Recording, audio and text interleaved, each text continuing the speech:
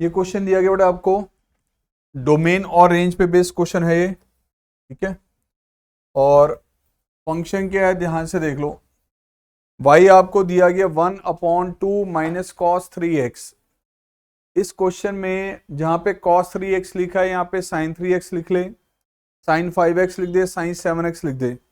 मतलब साइन या कॉस पे बेसिक वैरायटी बन रही है आपकी। तो आपको इसकी रेंज कैलकुलेट करने के लिए कहा जाएगा।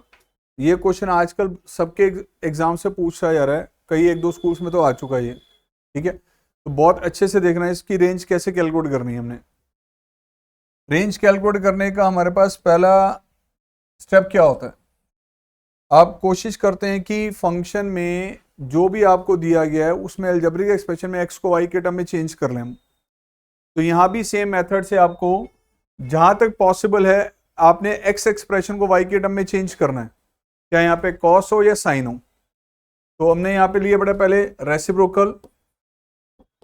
रेसिप्रोकल लिया एंड cos 3x को लेफ्ट में ले लें, इसको लिया बेटा राइट साइड। cos 3x आपके पास आगे बेटा this is 2y minus 1 over y, right.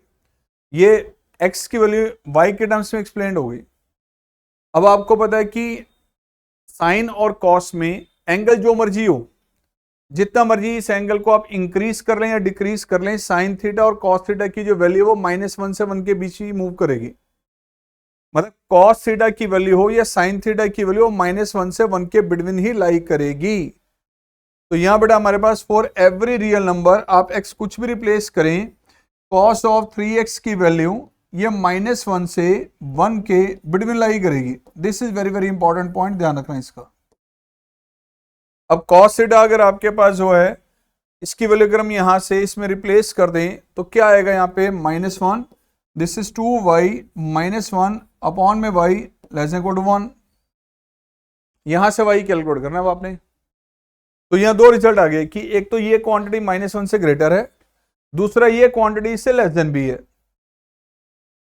Okay, अब बताओ हम इसमें क्या y से मल्टीप्लाई कर सकते हैं? कर सकते हैं? नहीं, क्योंकि नहीं पता y पॉजिटिव है या नेगेटिव है। इनइक्वालिटी में कभी भी वेरिएबल टर्म से मल्टीप्लाई नहीं किया था, कांस्टेंट वैल्यू से मल्टीप्लाई किया था। तो ये y के बारे में तो पता ही नहीं, हम कहीं y से मल्टीप्लाई करते तो क्वेश्चन रॉन्ग हो जाएगा आपका। y के बारे में नहीं पता कि y पॉजिटिव है या नेगेटिव है, तो हमें इसको दो अलग अलग सिचुएशन में कन्वर्ट करना है। एक -1, पहला केस आपने लिया -1 smaller than 2y -1 upon y। दूसरा केस ये वैल्यू इससे लेस देन है 2y -1 upon y less then और इक्वल टू 1। अब ऐसे क्वेश्चन, ऐसे कंसेप्ट आपने लीनियर इनइक्वालिटी में बड़े सारे स्टडी किए थे। क्रिटिकल वैल्यू मेथड हम लगाते थे, वीवी डायग्राम बनाते थे हम लोग। तो बिल्कुल सेम मैनर से जब भी आपके पास इनइक्वालिटी के केस में डिनोमिनेटर में वेरिएबल तो क्रॉस मल्टीप्लाई मत कर देना।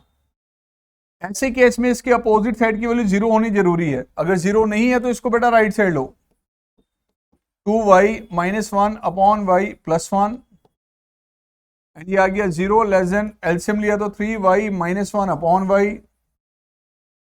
सिमिलरली यहां पर आ जाओ, 2y -1 अपॉन y, यहां भी 0 होना जरूरी है इसलिए 1 को लेफ्ट में लिया आपने।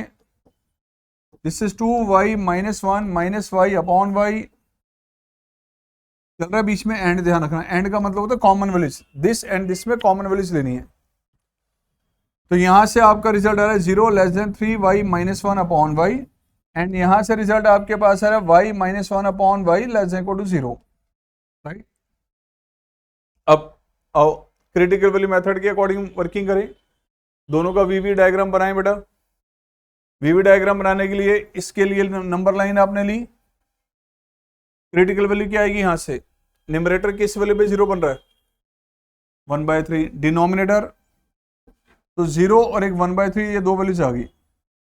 या तो y की वैल्यू यहां से लेके यहां तक होंगी, अदरवाइज यहां से यहां तक, अदरवाइज यहां से यहां तक। अब y की वैल्यू अगर मैं 0 के लेफ्ट हैंड साइड की कोई भी लेता हूं, 0 के लेफ्ट में कोई भी वैल्यू चूज कर लो, सपोज -1 -2 -3 कोई भी एक वैल्यू। मैंने -1 लिया, -1 यहां रखा, -1 यहां रखा, तो न्यूमरेटर भी नेगेटिव, डिनोमिनेटर भी नेगेटिव, तो वैल्यू क्या रही अल्टीमेटली पॉजिटिव आ रही है बेटा, तो यहाँ वैल्यू पॉजिटिव आ रही है, तो यहाँ क्या आएगी, और यहाँ हमें क्या चाहिए था इसका रिजल्ट, 0 से ग्रेटर, यानी पॉजिटिव। पॉजिटिव कहां पर आ रहा है, या तो इन लिमिट से पॉजिटिव आ रहा है या इन लिमिट्स में आ रहा है। y की वैल्यू या तो बेटा होगी -20 से लेके 0 तक, या आपके पास क्या होगी 1/3 से लेके y की वैल्यू कहां तक, तो -20 से लेके 0 तक, यूनियन 1/3 टू इंफिनिटी।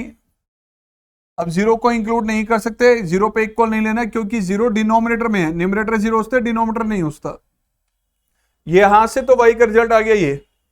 अब यहां से चेक करें, इसके लिए वीवी डायग्राम बनाया हमने, नंबर लाइन ली बेटा, क्रिटिकल वैल्यूज क्या है, एक 0 और एक 1, या तो y की वैल्यू यहां से लेके यहां तक, अदरवाइज यहां से यहां तक, अदरवाइज यहां से यहां तक।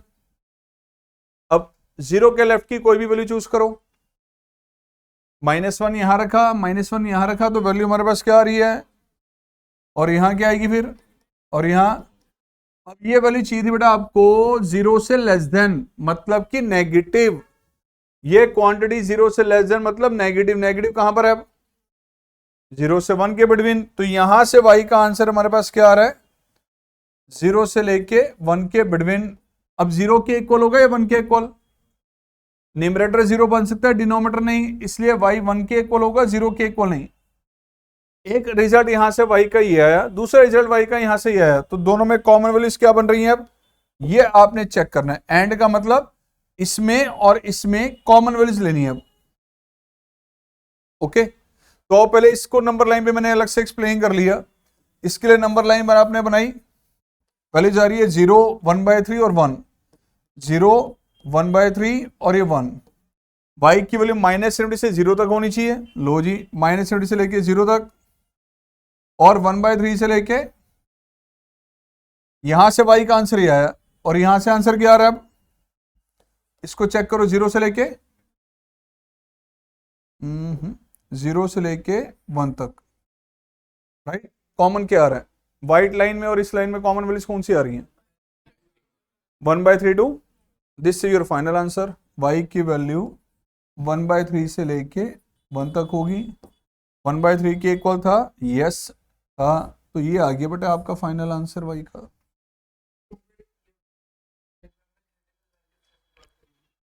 ओके।